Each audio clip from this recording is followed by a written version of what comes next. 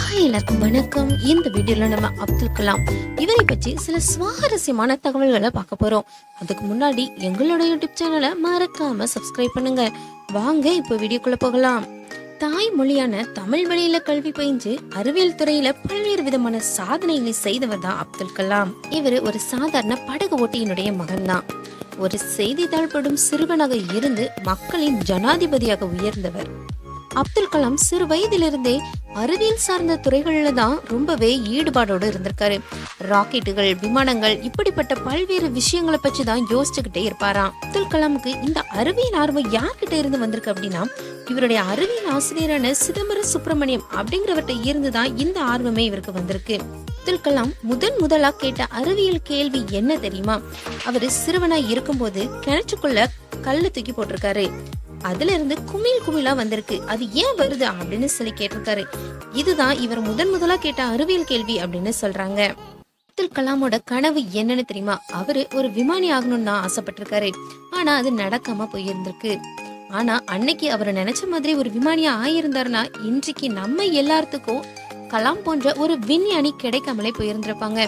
ஆனா அவரு அதை நினைச்சு கொஞ்சம் கூட வருத்தப்படலையாம். தன்னுடைய பாதை இது இல்ல அப்படின்னு தெரிஞ்சுக்கிட்டு தன்னுடைய இலக்கை நோக்கி அவர் முன்னேறி போயிட்டு தான் இருந்திருக்காருங்க.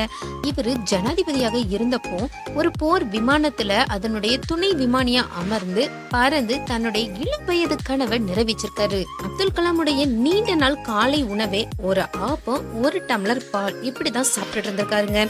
அது மட்டும் இல்லாம அவரு சைவம் மட்டும் தான் சாப்பிடுவாராம், அசைவம் சாப்பிட மாட்டாராம். இதுக்கு என்ன காரணம் அப்படின்னா, அவரு திருச்சியில கல்லூரியில படிச்சுட்டு இருந்தப்போ அசைவம் சாப்பிடுறதுனால அதிகமா செலவாயிருக்கு. இதனால சைவ சாப்பாட்டுக்கு மாறி இருக்காரு. அதுக்கப்புறமா அதுவே அவருடைய வழக்கமா மாறி இருக்கு. ஜனாதிபதியாக ஆனதுக்கு அப்புறம் கூட அவரு சைவ சாப்பாடு மட்டும் தான் சாப்பிட்டாராம். அந்த மாளிகையிலேயே சைவ சாப்பாடு சாப்பிட்ட ஒரே தலைவர் அப்துல் கலாம் தாங்க. அப்துல் கலாம் பள்ளி குழந்தைகளை பார்த்தா பேசாம இருக்கவே மாட்டாராம். எங்க பார்த்தாலும் தானே முன்னாடி செஞ்சு அவங்க கிட்ட பேசி அவங்க கிட்ட மாணவர்களை கனவு காணுங்கள் அப்படிங்கிற வார்த்தையை சொல்லி அவங்கள உற்சாகப்படுத்திக்கிட்டே இருப்பாராம். தன்னுடைய ஜனாதிபதி மாளிகையில கூட அடிக்கடி பள்ளி குழந்தைகளை வரவழைத்து அவங்க கேட்கக்கூடிய கேள்விகளுக்கு பதில் அளித்துக்கிட்டு ரொம்பவே உற்சாகமா தான் இருப்பாராம். ஒரு முறை ஒரு பள்ளி மாணவி அப்துல் கலாம் கிட்ட நல்ல நாள் கெட்ட நாள் எது அப்படின்னு சொல்லி கேட்டிருக்காங்க. அதுக்கு அப்துல் கலாம் சொல்லியிருக்காரு, பூமி மீது சூரிய ஒளி பட்டால் அது பகல், படாவிட்டால் இரவு. இதில் நல்லது கெட்டது அப்படின்னு சொல்லி எதுவுமே கிடையாது. அந்த மாதிரி தான் நல்ல நாள் கெட்ட நாள்னு ஒண்ணு இல்ல அப்படின்னு சொன்னாராம்.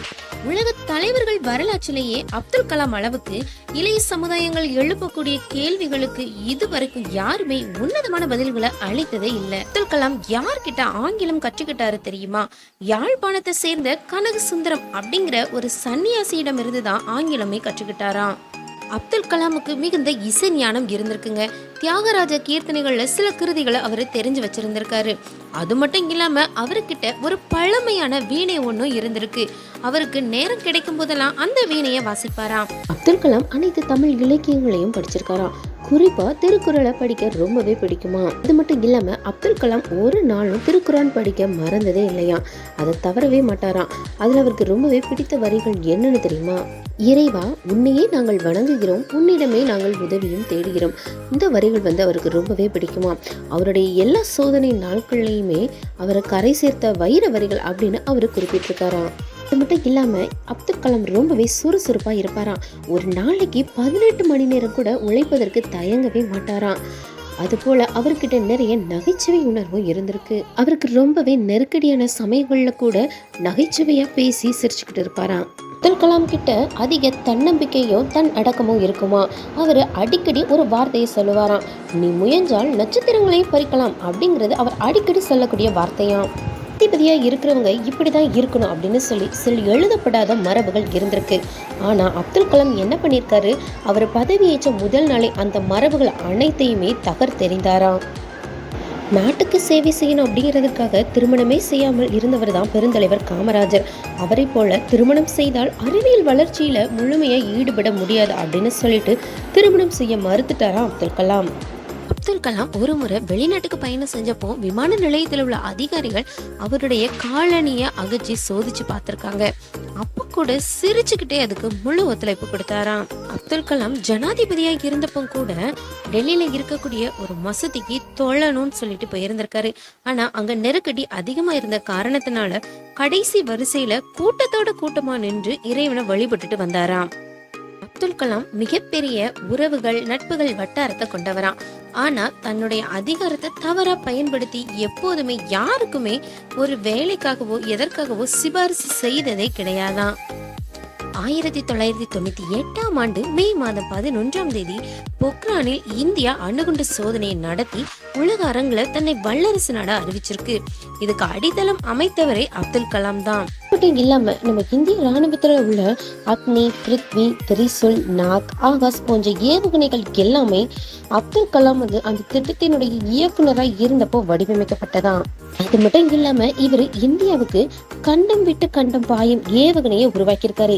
இத பார்த்து அமெரிக்கா உட்பட பல நாடுகள் ரொம்பவே ஆச்சரியத்துடனும் பிரமிப்புடன் வியந்து போனாங்களாம். அது மட்டும் இல்லாம அப்துல் கலாம் போலியோ நோயாளிகளுக்கான எடை குறைந்த ஊன்றுகோல், அதுக்கப்புறமா இருதய நோயாளிகளுக்கான எடை குறைந்த ஸ்டெண்ட் கருவி, இந்த ரெண்டையும் கண்டுபிடிச்சிருக்காரு. அவர் கண்டுபிடித்த அந்த கருவிக்கு கலாம் ஸ்டெண்ட் அப்படின்னு பெயர் சூட்டியிருக்காங்க. அப்துல் கலாம் கிட்ட மிகவும் பழமை வாய்ந்த புத்தகம் ஒண்ணு இருந்திருக்கு. த லைட் ஃப்ரம் மெனி லேம்பர்ஸ் அப்படிங்கிற இந்த புத்தகத்தை 60 ஆண்டுக்கும் மேல அவர் பொக்கிஷமா வச்சிருந்தாராம். அது மட்டும் இல்லாம இவர் எழுதிய எனது பயணம் அப்படிங்கிற ஒரு கவிதை நூல் ஆங்கிலத்துல மொழி மாற்றம் செய்யப்பட்டிருக்கு.